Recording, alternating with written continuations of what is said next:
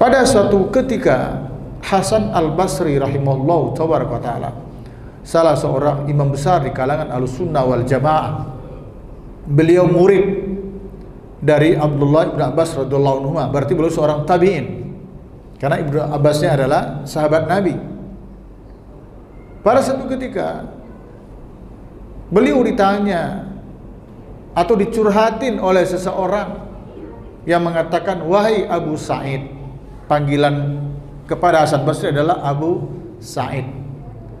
Seakan namanya Darwis, orang memanggilnya Abu Ubaidah. Jadi Hasan Al-Basri dipanggil dengan Abu Sa'id.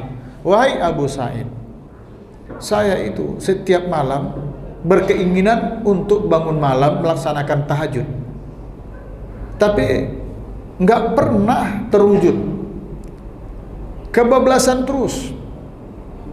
Ya, jadi setiap malam berniat untuk bangun di penghujung malam, tujuannya untuk bertahajud. Tetapi yang terjadi justru kebablasan, kesiangan lah bahasa kita. Apa jawaban Hasan Al-Basri? Qala, ya, qayyadatka khati'atuka. Kamu telah dibelenggu oleh dosa-dosamu.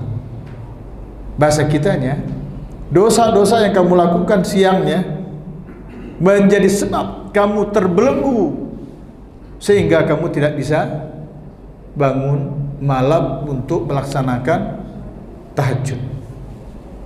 Coba hadirin, ini juga menjadi cerminan bagi kita, bagi sebagian kita yang sudah membiasakan diri untuk qiyamul lail, tahajud malam. Mungkin seketika atau pada satu ketika bisa jadi kita kebablasan juga. Tahu-tahu bangunnya sudah azan subuh. Boleh itu dijadikan sebagai bahan renungan kita, introspeksi. Coba aja kalau nanti subuh misalnya tidak terbangun, coba tengok satu hari sebelumnya, apa ya yang sudah kita lakukan, apa ya keburukan, maksiat yang kita lakukan. Tidak tertutup kemungkinan bisa jadi ada maksiat yang kita lakukan yang menjadi penyebab kita tidak bangun di penghujung malam itu. Jadi nasihat Hasan Al-Basri luar biasa. Nah, dan itu harus menjadi pedoman bagi kita. Sebab urusan ketaatan itu tidak satu pun yang bisa kita lakukan tanpa pertolongan, bantuan dari Allah Taala. Jadi dosa maksiat itu bisa menjadi beban, ya, bisa menjadi beban bagi seseorang, sehingga dengan beban itu dia begitu sulit terasa untuk melakukan berbagai ketaatan kepada Allah Taala tanpa terkecuali di bulan Ramadan. Kena maksiat, salat tarawih terasa berat. Kena maksiat, ya, tahajud terasa berat. Kena maksiat, tilawah Quran terasa berat. Kena maksiat, infak sedekah juga terasa sulit. Enaknya apa? Ya maksiat. Itu yang kedua. Jadi banyak-banyak bertaubat, beristighfar kepada Allah Tabaraka wa Ta'ala. Yang ketiga, perbanyak berdoa. Banyak berdoa kepada Allah Jalla wa'ala. Jangankan kita, Rasulullah SAW saja dalam urusan ketaatan masih membutuhkan pertolongan, bantuan dari Allah. Doa yang selalu beliau sampaikan kepada para sahabatnya setiap selesai sholat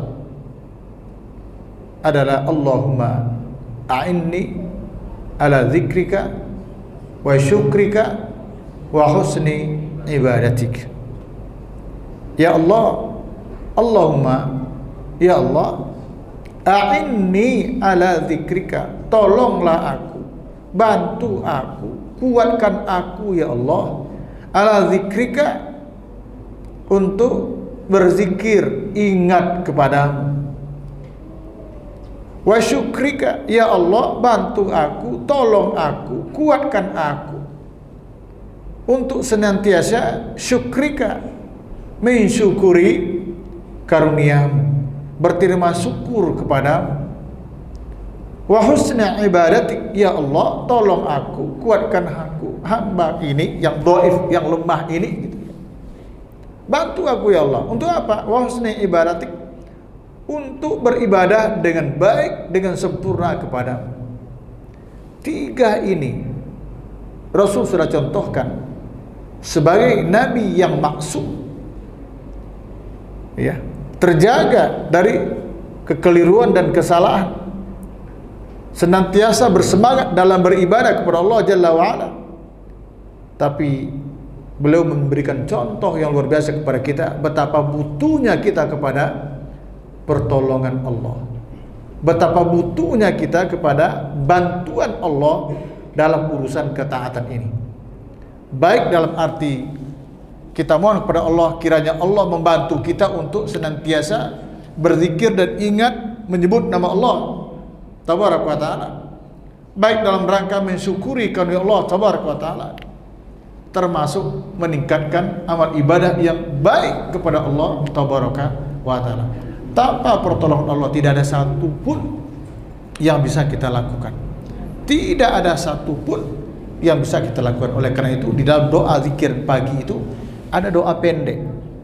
Ya Hayyu ya Qayyum bi rahmatika astaghits aslih li sya'ni kullah wa la takilni ila nafsi tarfat ain. Wahai Allah yang maha hidup, wahai Allah yang maha berdiri sendiri, dengan rahmat-Mu ya Allah aku memohon pertolongan.